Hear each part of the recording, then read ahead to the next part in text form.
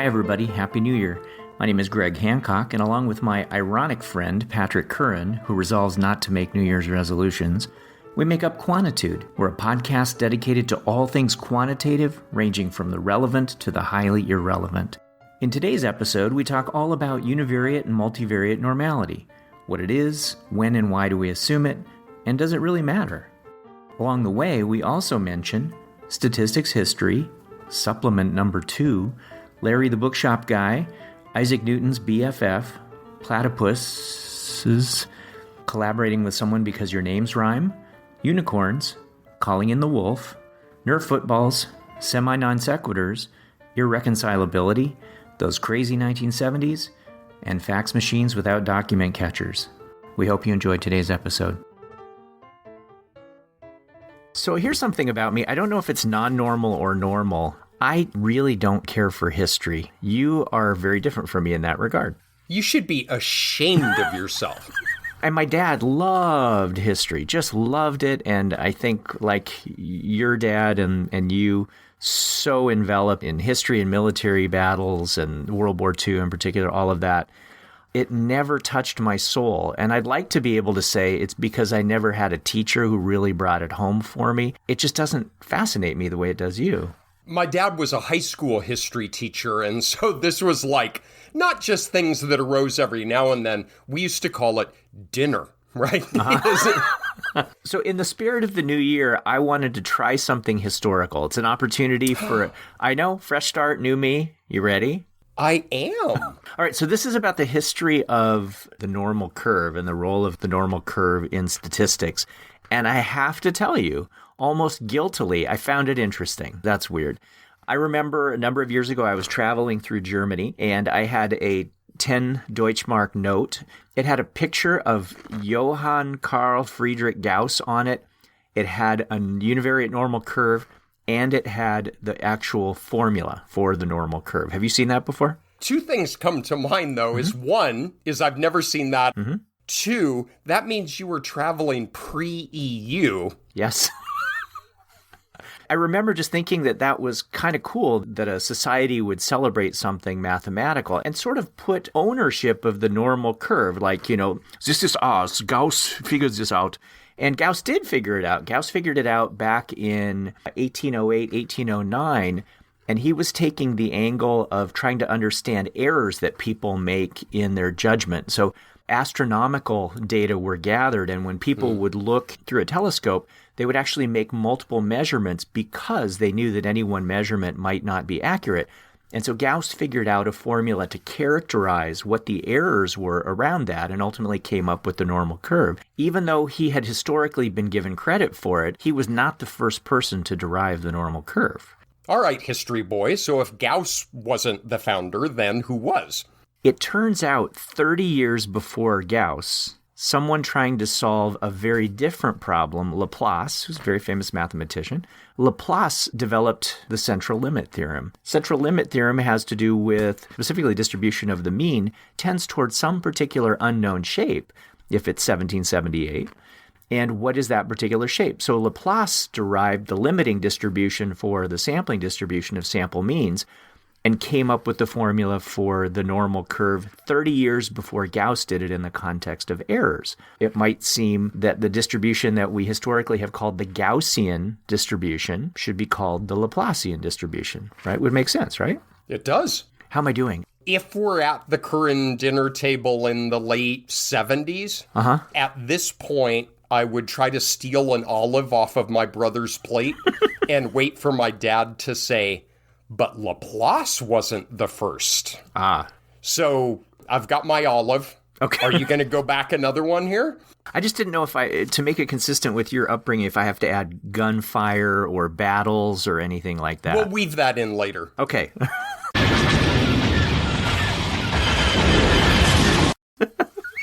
However, Laplace was not the first person to figure out. There it is. Yeah. He says with a mouthful of olive. There's this French guy, but then he moved from France named De Moivre. Repeat after me. De Moivre. Exactly. This is the early 1700s. So we're talking 50 years, 60 years before Laplace. Demoivre wrote a book called The Doctrine of Chances, which has a subtitle. And any good book has a subtitle, right? His book is The Doctrine of Chances, or A Method of Calculating the Probability of Events in Play. So it was about gambling. Ooh.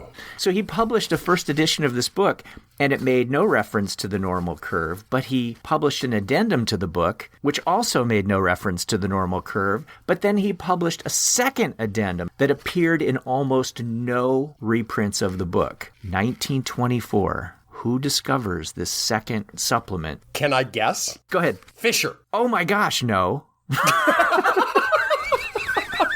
No, it's just some guy named Larry who worked in a bookshop.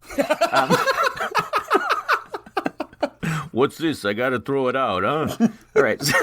So, it was Carl Pearson. Oh. Pearson, who, by the way, had founded a journal, Biometrica, and published a lot in that journal. So I think there's a career message there. If you want to publish a lot, step one, found a journal. So what he did in 1924, he published a paper that said, hey, people, it's not Gauss. It's not Laplace. It was Demoivre who came up with this as a limiting distribution for the binomial. Just as a common example, coin flips. If you were plotting out a distribution of 10 flips or 20 flips or 30 flips, it gets harder and harder the more flips you have, especially if it's the early 1700s. And he apparently was consulted by a lot of gamblers. He apparently was super good buds, BFFs, with Isaac Newton. And a lot of conversations with Isaac Newton helped him to think around this particular issue, because the limiting distribution is like a sum of infinite series, and it's very hard to derive it that way if infinite series and ultimately calculus haven't yet been invented. So what do? You hang out with the guy who invents those things. Pearson tried to bring this to everybody's attention and rightfully restore the origins of this to Demoivre. There's a great quote by Galton about the normal curve that sums this up, I think.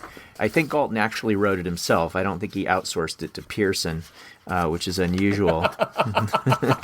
Here's what Galton wrote in 1889. I know of scarcely anything... Excuse me, Greg. What? Could I please speak to Sir Francis? I know of scarcely anything so apt to impress the imagination. It would have been personified by the Greeks and deified if they had known of it. It reigns with serenity and in complete self-effacement amidst the wild confusion.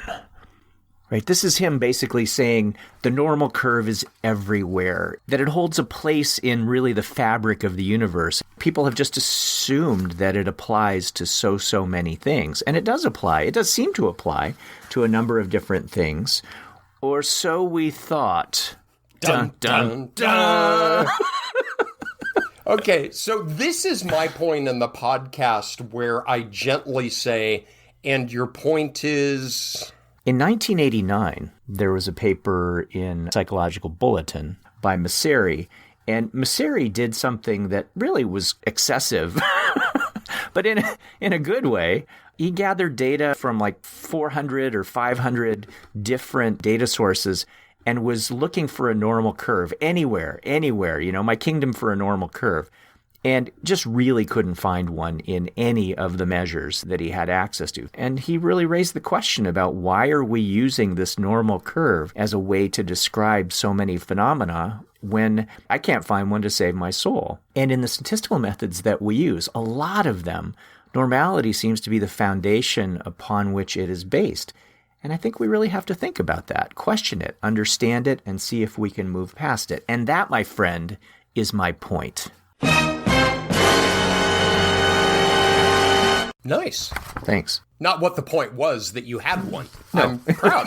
I'm proud of you. Yeah. All right. So I have done the historical front end. I'm pretty much done. Why don't you take it from here? I feel like I said everything there was to be said in my grievance at the party, because this was on one of the slips of paper, was ignoring non-normality. And I feel rather passionately that we do that way more than we should. Maybe back in the day, we were forced to because we had no other options. We now have many other options. And I think we as a field need to look in the mirror and say, is this something I have to assume anymore? And if not, what can be done about it? What you just said, I think, defines a nice arc for a conversation. Maybe we start with a little bit about where does this normal curve come into play in some of the methods that we use, and then move on from there. When you tell your students, for example, this depends on normality of something, where does it come in regression? I'm not trying to pop quiz you. Come on, admit it. There's a little pop quiz element to that. Well, the fact that I set my timer for 90 seconds. Well, let me give it a shot, and then you modify as you please. Sure. I view this as one of the urban myths about Gauss-Markov. So there's Gauss again. The same Gauss, and Markov came later. So Gauss-Markov were separated by both space and time. And so Gauss-Markov theorem wasn't a paper they wrote together. It was two independent people who were doing very similar things.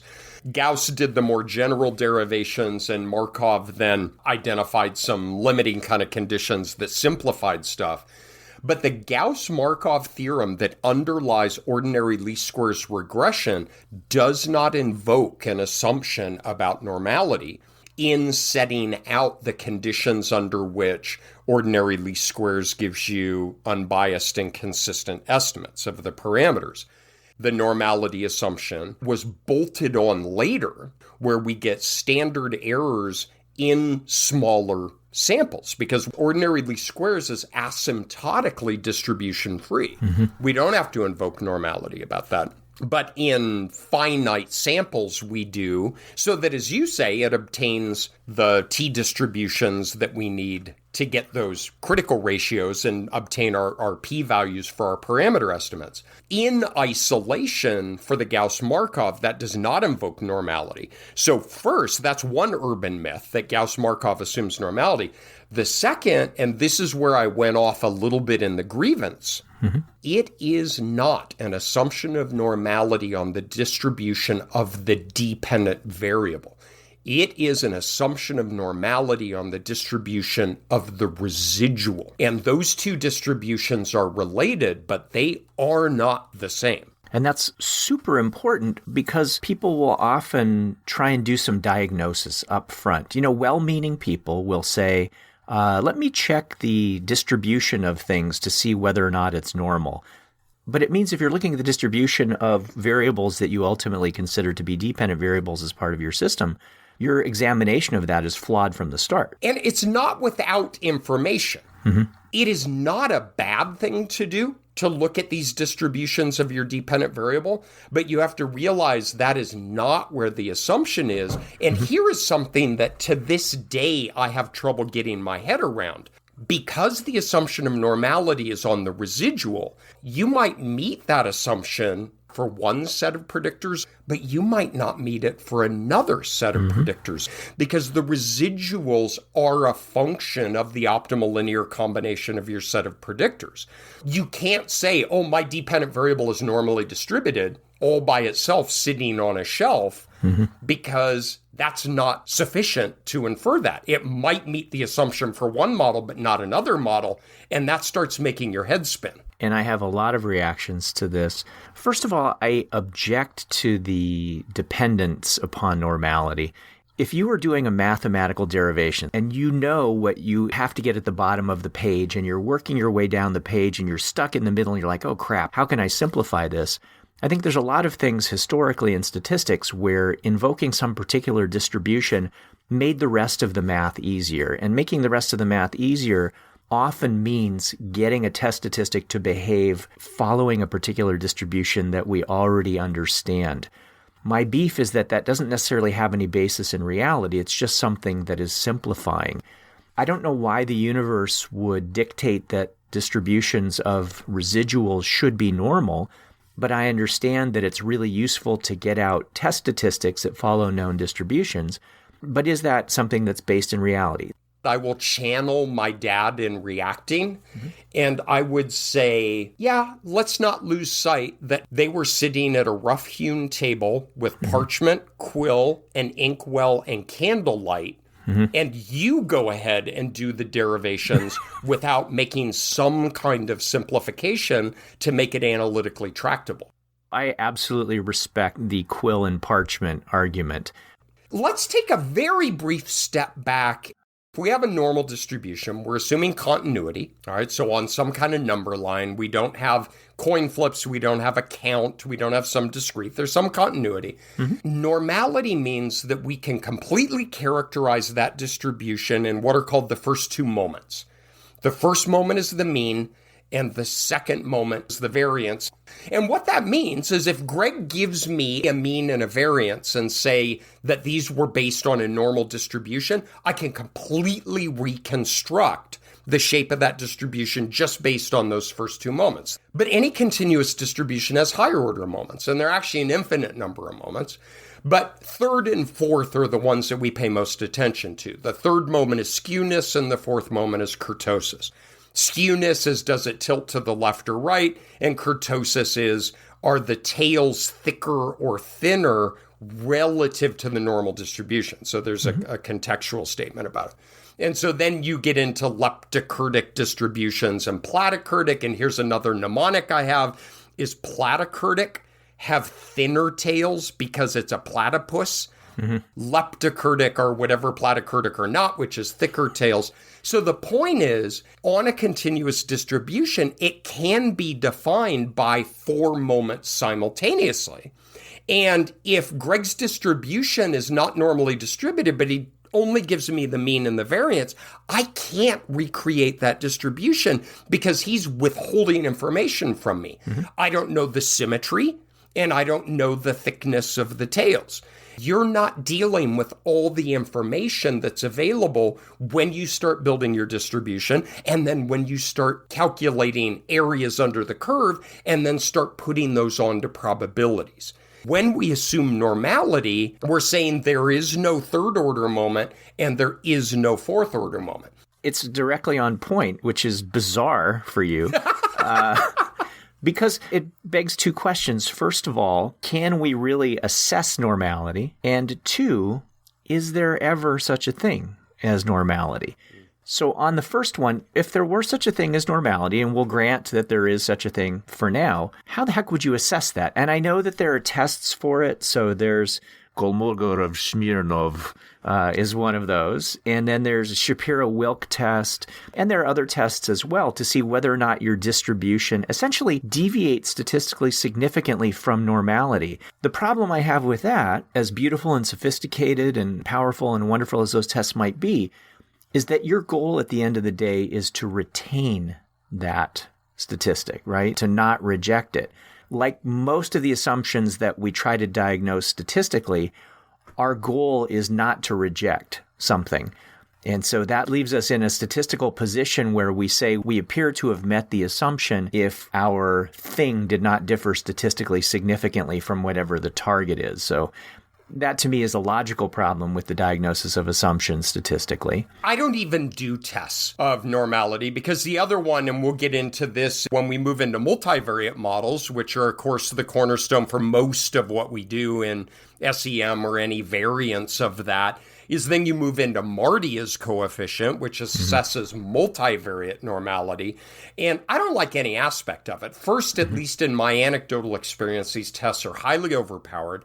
They're always significant, and you always conclude in some way or another that there is non-normality. Second, you're testing something that the assumption isn't made about. That is the marginal distribution of your observed variables, and we're making an assumption about the residual distribution. So there's a disjoint between what the inferential test is about the joint distribution of your observed variables from the inferential assumption we're making to get our p-values about the governing distribution of the residual. So I personally find any of those tests to be useless. Yeah, I feel the same. And I'm going to take it one step further and ask you, is there such a thing as normality in whether it's the scores or the residuals? Because we're going now back to a continuous number line. So continuity is defined as there are potentially an infinite number of values on the number line. So when I'm teaching, I use this example is I measured my height and it's 72 inches. Am I really 72 inches? Well, no, I'm not. I'm somewhere between 71 and a half inches and 72 and a half inches. So I get a better ruler. And now I'm 72.2 inches because I always wanted to be taller than 6 feet.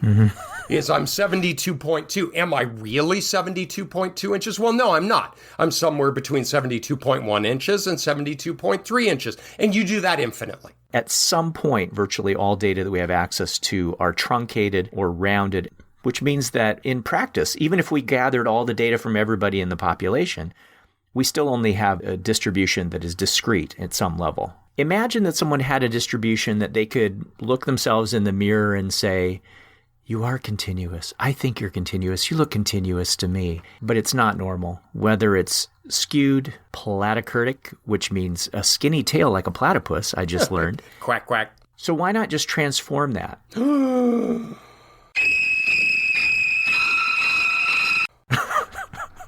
Wow, what a dramatic gasp. Can we do an airing of grievances? Go, man. Just let it out. New year. Go ahead.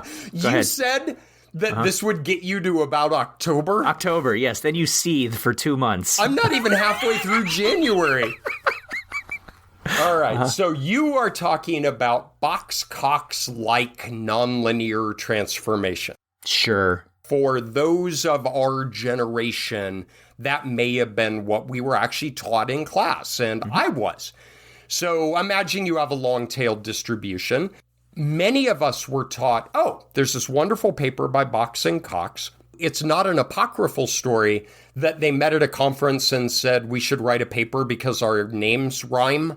And they did, and it's one of the most highly cited papers in 100 years of stats.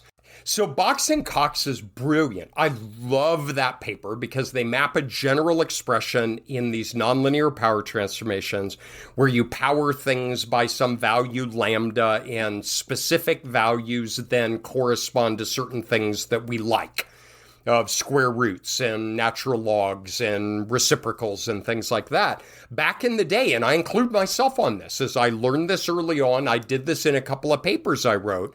If your marginal distribution is not normally distributed, you take a natural log or you take a square root or you power it and you mush and smush and pull and prod the distribution until it kind of looks normal. And then you say, this is good enough. There are like 18 different problems with that. Yeah. Starting in where maybe you're going with some of your own thinking in this is quit messing around with the data to fit your model, but pick a model that corresponds to your data. The other one is you're dinking around with the marginal distribution, and that's not what the assumption is on. It's on the residual. But here's the poke in the eye for me.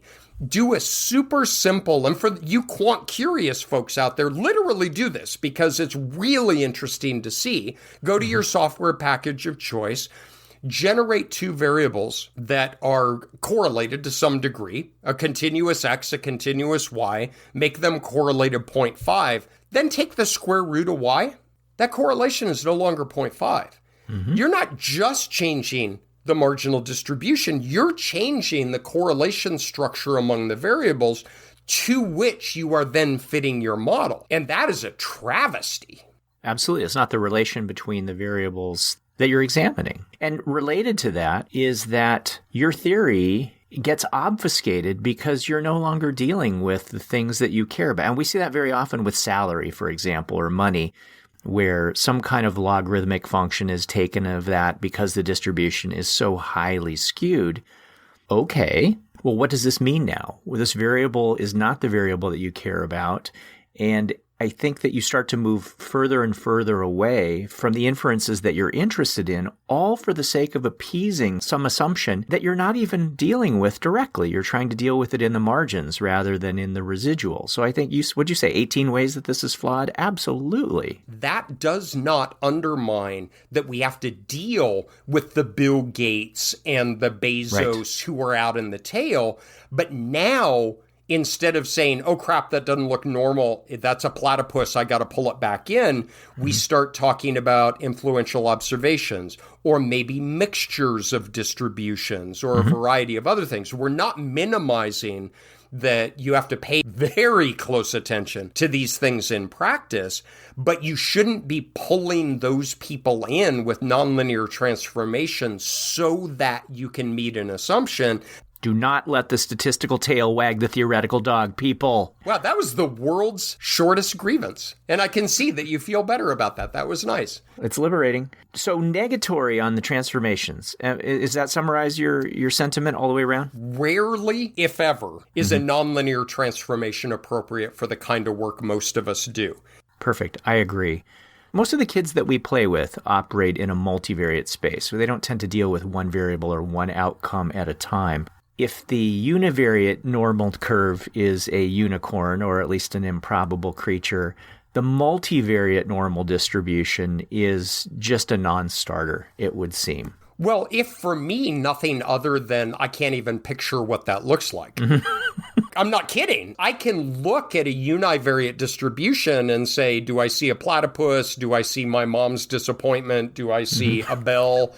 Even a trivariate distribution, which in principle we can envision inside a cube, I have trouble picturing that football-like thing, and then go ahead and add a fourth dimension, and I tap out. And that's funny that you mentioned the football, because that's what I use. I talk about a nerf football that just gets spongier and spongier and spongier. It's really dense in the middle, and it gets spongier as you go out. But that's about the best I can do. But then the real question is, why do we care about that? Do we care about that? Right. Should we care about that?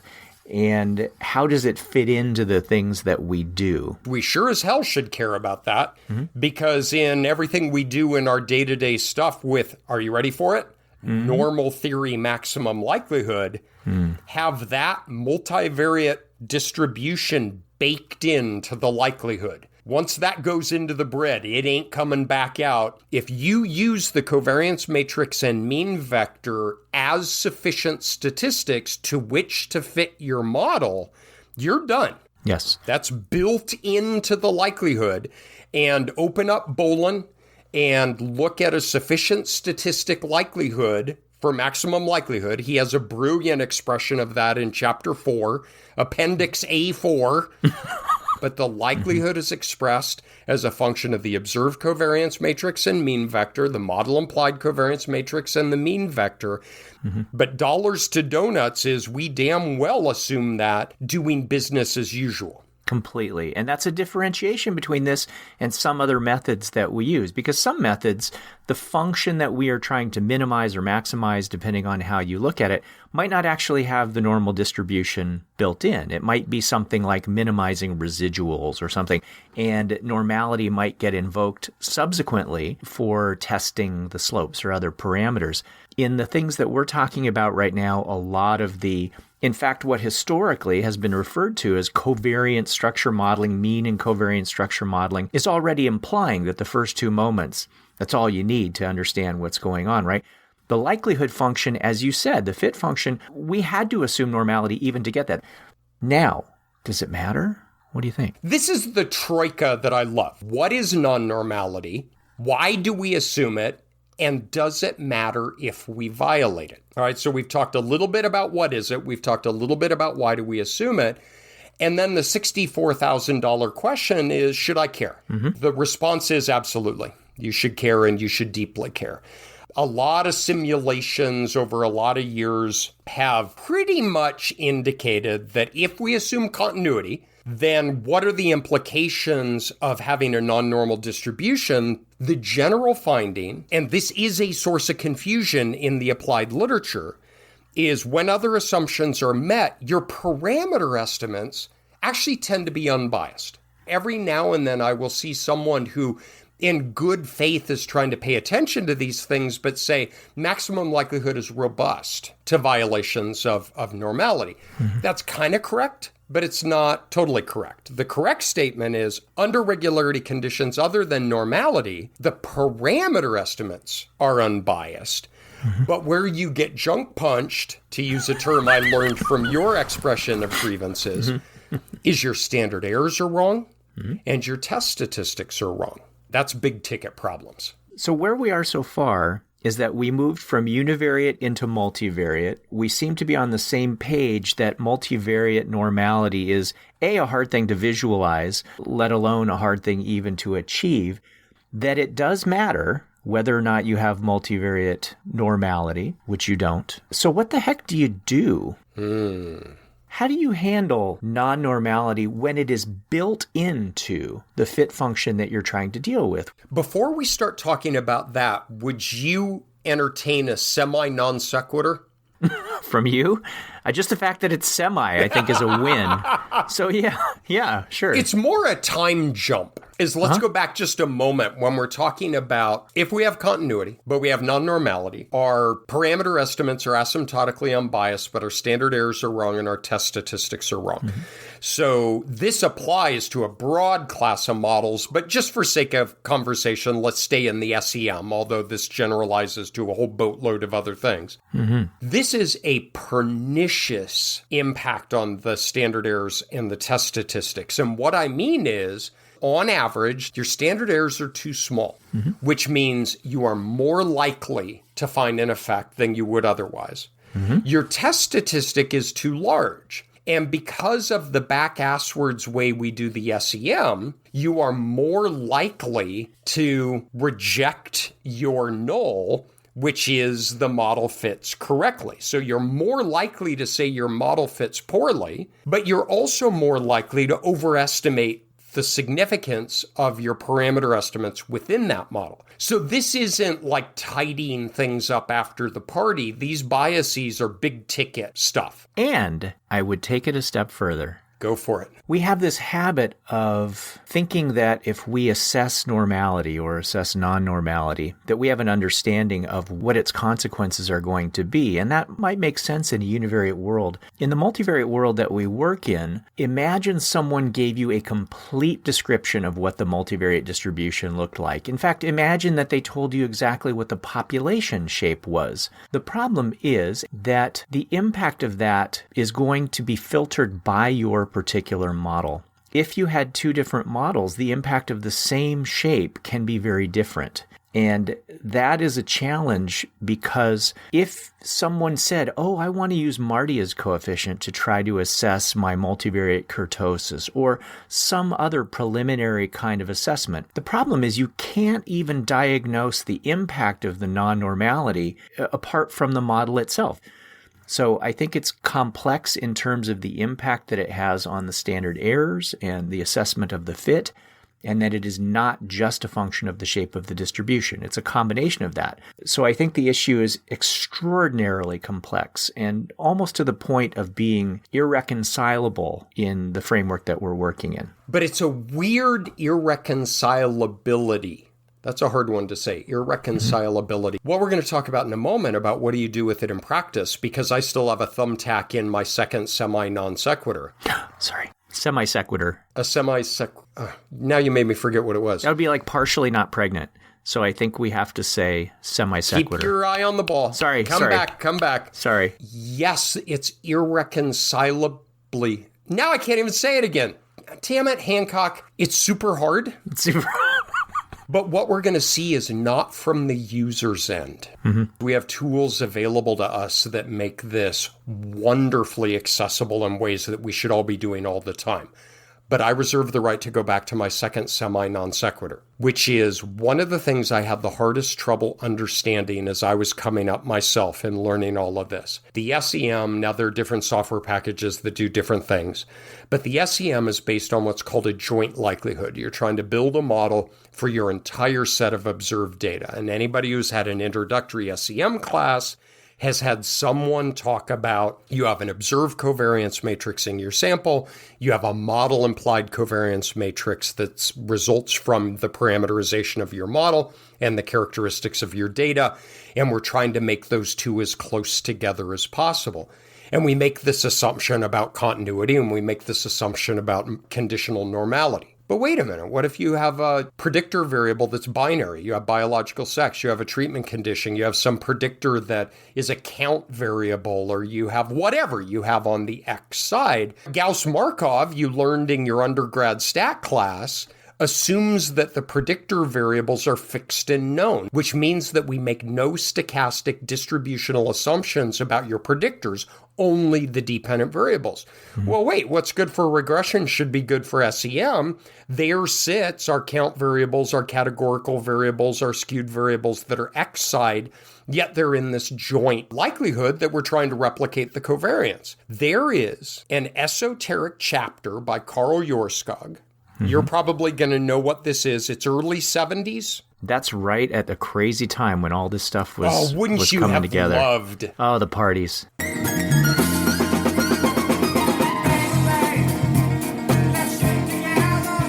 But the conferences. Yeah, totally.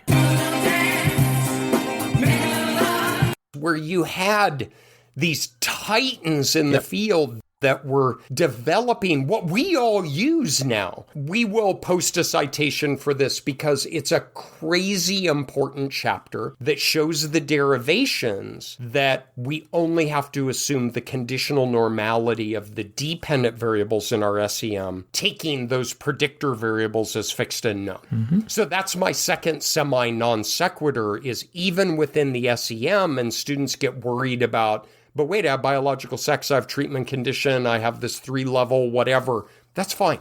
That's all fine, because Jorskog showed us that all of this stuff holds as long as it's just the conditional distribution.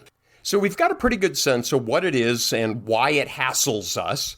And so that brings us to the third of the Trinity, which is, what do we do about it? So I'm going to refill coffee. Entertain me.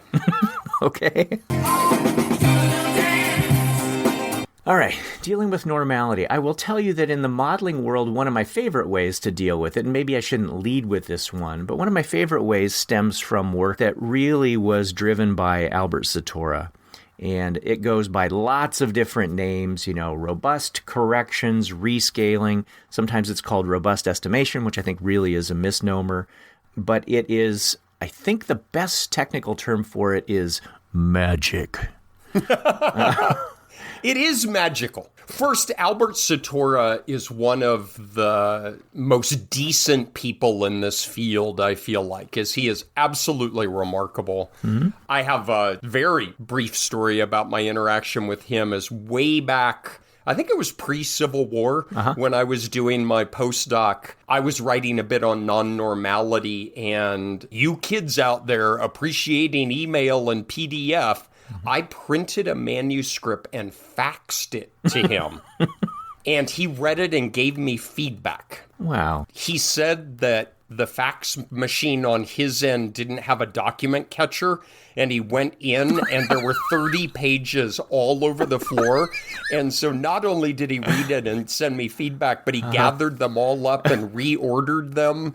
I was a nobody. I cold called him, and it was such a sweet thing. And it speaks to the kind of people that you can find in, whether it's our field or other people's fields. There are people out there who really are willing to help out. So don't lose sight of that. So anyway, Albert Satora. The thing that I like about the Satora-based corrections are that they go ahead and take the maximum likelihood estimates that you get for what they are. And of course, the maximum likelihood estimates rely on normality because it's part of the fit function that's derived. But this particular technique says, those are good enough. Yeah, non-normality might impact the covariances that things are based on, but not to any super appreciable degree. So we're going to go ahead and give you those. But what we will do is we'll assess the degree of non-normality that you have in your data, part 1, and part 2, gauge the impact that that non-normality will have specifically on your model. That information is put into some wicked cool mathematics. The crank gets turned and out comes a ticket. And that ticket has a correction factor on it that helps to figure out how things will be rescaled in your model. And those things that get rescaled are standard errors, as well as the model test statistic overall. And it really is just crazy magic. If someone told me that I've got this idea and it's going to spit out this correction factor and it's going to be awesome, and I would go, yeah, okay, no, that's not really going to work. And it turns out it works great. It works amazing. And simulations, a lot of simulations have shown that it works remarkably well. I'm going to guess you've seen Pulp Fiction. Maybe which line do you want me? Yeah, exactly. Which line do you want me to say? Of course I've seen Pulp Fiction. Who do they send in after they accidentally shoot the guy in the car when they hit a bump? Well, as played by Harvey Keitel, they bring in the wolf. They send in the wolf. You ain't got no problem, Jules. Go back in there and chill out and wait for the wolf, who should be coming directly. You sending the wolf? Oh, you feel better, mother? That's all you had to say. And they say, that's all you had to say. I sometimes see Satora Bentler corrections as sending in the wolf. The maximum likelihood estimates are good. Within reason, as you say, they're close enough for government work. The factor loadings, the regression coefficients, things like that, we're going to keep those. Mm-hmm. We know how these standard errors and test statistics are being biased by non-normality, which means we know how to fix them. And so you send in the wolf and you get these correction factors, and it is remarkable. In the spirit of you always have to pay the reaper, simulations have also shown that there is some loss of power, right? You don't get something for nothing. Mm-hmm. And so if you do a correction when a correction is not needed, there is some trivial loss of power, which is good to know. My reaction to that is you always need the correction. And so it is not an inappropriate loss of power, because if you don't do it, you're getting biased standard errors and test statistics that make a little bit lower power pale in comparison. I would like to see that be the default, frankly. It doesn't have to be, but for my behavior, I will almost always invoke whatever the equivalent of that is in the software that I'm using. I know of some people who do this decision structure where they say, I run both the maximum likelihood and the robust version. And if they're the same, I report maximum likelihood. And if they're different, I report robust. And that to me is just a weird thing, because if they're the same, you might as well report robust. And if they're different, you're going to report robust. I mean, just go to the robust. Yeah. And yes, you're going to pay the reaper.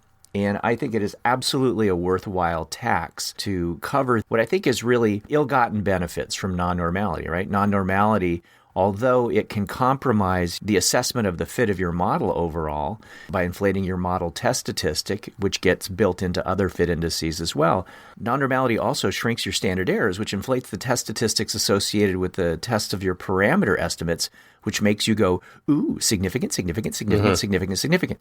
And if you don't make a correction, then you might be making some inferences, whether they are inferences that are facilitated by statistical significance or they're inferences around interval estimates, because you would be building your interval estimates using standard errors that are incorrect. I'm all in on this as an option. Now, there are other options, but I really, really like this one. Me too. And I agree that I think it should be a default estimator. There are two minor ramifications of doing that. Mm-hmm. One is, obviously, you need the raw data to do the correction. And there's some confusion in the literature that you can't use a covariance matrix as your unit of analysis. But of course you can't, right? Remember, we're sending the covariance matrix out onto the field without all the information available. Because if you have third or fourth order moments, which we talked about earlier in the episode. Okay, just between us, this is actually a second recording because we ran out of time last time. So I'm going to say earlier in the episode, but it was actually last week. Okay. So earlier in the episode, you're assuming your first and second order moments completely characterize the distribution of your data. And if you have non-normal data, they don't. And so one is you have to have raw data. And two, you can no longer do likelihood ratio tests in the easy way where you take the chi-square from one model and you take the chi-square for another model and just subtract them. And you get a chi-square difference test like we all learned in SEM. You can still do that, but you have to factor in, Greg talked about the ticket. You have to factor in that scaling coefficient. It was a much bigger pain in the patootie maybe 5 or 6 or 8 years ago, but now almost all programs allow you in some way or another to automate that. But it's something to keep your head up about. Yeah, it's all worth it, I would say, if you're going to use this option. And this is an option that I use. I also like that it is now fairly flexible with regard to missing data as well. Originally, it was a little bit trickier with missing data, but now missing data and the robust or rescaling kinds of corrections really work very, very nicely hand in hand. Number 2. Number 2, and I want to know how you feel about this one. Are you doubting that I would not share my feelings about something with you? You're right. Remember, I still have a grievance to share about daylight savings. All right, here we go. Asymptotically distribution free, ADF. Michael Brown is one of my heroes in all of quantitative methodology, a true thought leader. Even though Chris Preacher gave the toast and said that I was the true thought leader, I'm questioning the veracity of his sentiments about me. Maybe you could give him a nice toast to help him out. Well, here you go. Toast this bitch. Oh, help me out. 1984? Yep, ding, exactly. And he wrote one of the most remarkable papers where he did derivations of all of this, and he developed this asymptotic distribution-free method of estimation. It invokes a general expression of the quadratic minimization of the residuals in an SEM with that weight matrix W. And then whatever you put W in it's freaking magic. Everything just works from that W, right? Everything is from there. So if it's an identity matrix, it's OLS, and it goes to GLS and ML. And then if you have the asymptotic covariance weight matrix, then it's ADF. The punchline is one is this manuscript is beautiful. And if you're quant curious out there, at least have a look at it, because I think it's one of the most important papers written in what we do. 2, it works flawlessly if you have 5,000 or 10,000 people. With a very reasonable number of observed variables, you can have 20,000 elements in this. And I actually, pre-Civil War, did my dissertation where that was part of the simulation, and at a sample of 5,000, it is freaking flawless. Yeah. But it heads south at anything under that. And one thing I love is in that paper, Michael writes that this requires excessively large samples, making it likely intractable for most applications, something like that. It's beautiful. It's humbling to read because you look at it, you go, who could think of this? It's a very unifying kind of work where someone sees how all of these things fit together and proposes a way forward under non-normality. It really is elegant, and it's kind of a shame that it requires a large sample size, but as you say, it's completely understandable. What I will also say, just as an aside, is that a former student and I used it in some very small types of models where there might have been only 1 or 2 outcome variables, but we tried to use it in some standard analyses to deal with non-normality. And it works beautifully even in relatively small samples, and that's obviously because you don't have a lot of variables, and so you don't have an asymptotic weight matrix that is a beast to deal with. So when you have these very small models, even with smaller sample sizes, it can work reasonably well. I love it, and sometimes I will recommend it to people, and they will ask why use it. If you had a large sample size, let's say, and you had a choice between using Satora-Bentler type corrections and using ADF, do you have a reason to prefer one over the other? No. I might default to Satora, just given that even if you're able to invert that matrix, because that's the problem. You have this massive matrix W, but you have to invert it. Yep. As part of the minimization procedure. Even if you're able to do that, I don't know if I have faith in those off-diagonal elements. And so, no, I would still use Satoras. Okay, so ADF dies here? Yeah. Okay. Yeah, because I don't know what number 3 is going to be, but I suspect that it is a cousin of ADF. So I get most of what I want with ADF without having to invert that full matrix. Okay. So what is number 3? So my number 3 is not going to do what I think you wanted to do. Sorry, I just like gasping. Are you okay? Yeah. It wasn't from what you said, Right. but I'll tell you offline what just happened. All right. Before I get to my number 3, I would like to get to your 2.5, the cousin, although I think I know what it is. Tell me what cousin you're thinking about that's related to ADF. Diagonally weighted least squares. These are all sort of related, right? The Satora-Bentler stuff, the ADF stuff, the diagonally weighted least squares. They're variations on these things with different types of simplifications. So I think they're all cousins in a way. Do you want to say a little bit about DWLS? Not really, other than picture in your mind's eye this giant weight matrix. You have thousands of off-diagonal elements that are often very, very small in magnitude. And then from that matrix, you have to compute a determinant and then invert it. And it kind of spins out of control and cartwheels down the runway, and you can't do that.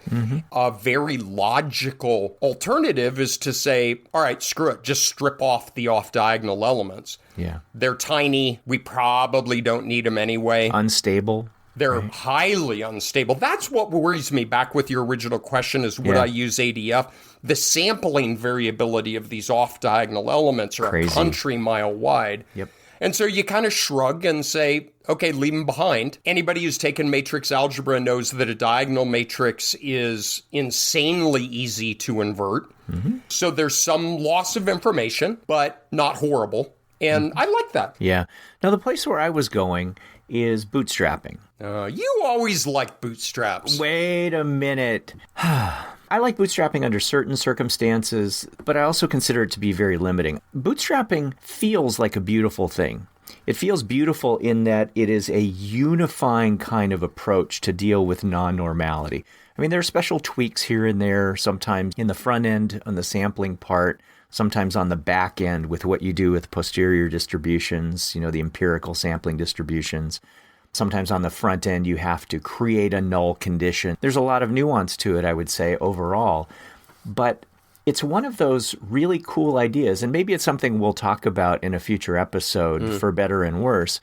But it's something that has a really wide applicability. And I love things like that. I love things where someone says, this isn't just something you can use in this little condition to solve a problem. This is potentially something that can cut across really almost everything that we do. So I like its ambitiousness. I have to say, in the case of non-normality for the models that we tend to do, I have some trust issues because, and this is not unique to the types of models you and I run, it relies really, really heavily on the representation of that sample with respect to the population. I worry about needing a larger sample size, especially as we move towards some of the models you and I look at routinely. It's not uncommon for me to see models with 50 plus variables, whether that's advisable or not. So bootstrapping doesn't necessarily come in and save the day. Also, bootstrapping is maybe a little bit better with regard to parameter testing than it is with regard to assessing the model as a whole. The data model fit assessment around bootstrapping often goes back to a distribution, and it's a distribution that's not a chi-square distribution, but you look for p-values based on an empirical distribution. And I just don't know that I like that kind of assessment of fit anyway. One that's based on a single distribution, one that's based on some version of a statistical test, and one that is global as opposed to incorporating more local elements of fit. So it's a beautiful thing. But I still, at the end of the day, would trust Satora-Bentler more than I would trust bootstrapping. Me too. I don't feel strongly about bootstrapping. I think it's clever. I think there is another magical element. The way that we teach about a sampling distribution of sample means is a bootstrap. Yeah, parametric. I would be more interested in these alternatives if robust ML didn't work so well. Yeah. I don't have a hankering to work super hard to replace something that is already humming along pretty well on its own. All right, that's 3. What about 4? The other one that I was just sort of leaving out there is just having different functions altogether than the ones that we tend to deal with, right? Starting to move toward functions that acknowledge nonlinearity, that might allow us more flexibility with regard to the distributions that they're based on, whether continuous or categorical. When you think about Bayesians, they have a beautiful habit of trying to cook up the likelihood on their own. and allowing them more flexibility with regard to distributions around specific parameters, other aspects of the model. And the functions can be linear, but the functions don't have to be linear. You can specify things in a variety of ways. So one way to really think about non-normality is maybe to build models that never are predicated upon normality to begin with. And what do those link functions look like? What do those likelihoods look like? Potentially a mess. There are places in our world where we absolutely do start to gravitate toward models that are not rooted in normality, right? And I'm thinking about when we have categorical outcomes or ordinal outcomes. So my fourth-ish thing is to take steps toward never needing normality in the first place. And that circles back to a point that I made earlier, that if we were to build something today, we wouldn't necessarily take the same journey that we did. We wouldn't be based on normality, I think. We would probably try to white sheet this thing in some other way. I leave open to what that other way is. Maybe one I would add and make it a 5-point list is two-stage least squares. Yeah. Bolin has put in 20 years of work on this, collaborating with various people. And I do think that is in a bit of a spirit of what if we started from the ground up. It's a limited information estimator. Maybe we could loop Ken in sometime to have him talk to us about that. It's really quite remarkable. Maximum likelihood is full information, so it does everything in one shot. Two-stage least squares is limited information in that there's a sequential estimation equation by equation. There are two real advantages to it. And ironically, it's the second one that I get more excited about. The first advantage is it draws on the least squares property of being asymptotically distribution free. And so you do not have to assume normality of the residuals as long as you have a sufficiently large sample. That's fine. I shrug and say, yeah, cool. I mean, as we've talked about for the last hour and last week, we have many ways of dealing with that. What a really remarkable property is it quarantines misspecification. Yeah. So one problem with maximum likelihood being full information is whack-a-mole. Yeah. And you drop a rock in one part of the pond and that ripple goes across the whole pond. Well, when you do it equation by equation in two-stage least squares, it isolates that misspecification only to the equation that it's associated with. And that's really quite a remarkable property. Now, I kind of shrug with MLR and say there's a little bit of a loss of power. Two-stage least squares, you have a bigger impact on power. And some have argued pretty substantial. And so you got to balance what you're getting in exchange for the cost. But yeah, thanks for adding that as a fifth. We have covered so much material here, and it is so cool. And we could spend not hyperbolically several weeks talking about these things in a grad level class. I think we need like a 30,000 foot recap. Could I give that a go? Oh my gosh, I would love it if you did. Please do. We are assuming in a maximum likelihood estimation of a general linear model, SEM factor analysis, all its variants, that the dependent variables are continuously distributed and that the residuals are normally distributed, not the marginal distributions, not the variable itself, but the residuals. That is baked into the likelihood. We can't undo that. If we have non-normality and we don't address it, our standard errors are too small and our test statistics are too big, and it elevates type 1 error on both sides.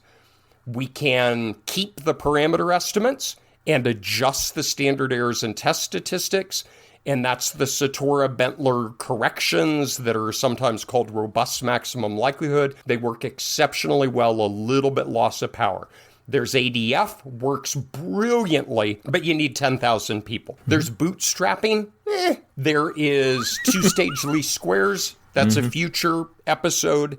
And then at some point, you look in the mirror and you say, my dependent variable is no longer continuously distributed. It's an ordinal, it's a count, it's discrete in some way. And then even robust ML is not going to get you out of jail. That was a very nice summary. What is your take-home message for people in practice then with regard to non-normality? cutting across all the different types of analyses people might be doing. Every single one of us has to address this in our data. This isn't like you're out for a run and hearing us prattle on about mixture models where you may never use a mixture model. If you're doing so much as a two-group t-test, this is something that you have to think about. There are ways that we can do diagnostics in our own data. There are ways that we can bring in alternative estimators. There are ways that we can put footnotes in for our readers. But this is not somebody else's problem. This is your problem, and you have to deal with it on a daily basis. I agree. Thank you, everybody. Thanks, everybody. Take care. Bye-bye.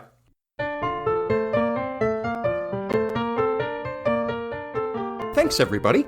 Be sure to check us out on iTunes, Spotify, or wherever you go to drown out any news updates about the runoff election in Georgia, and please leave us a review.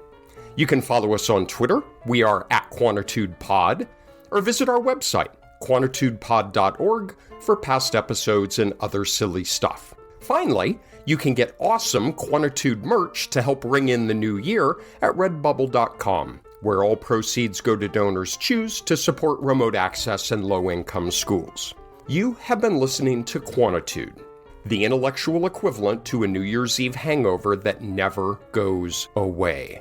Quantitude has been brought to you by skewness and kurtosis. Go ahead and ignore us. We will f*** you up. By start values. It's really helpful to know the truth before you search for the truth. And by software error messages, setting the standard for unhelpfulness since 1964. This is most definitely not NPR.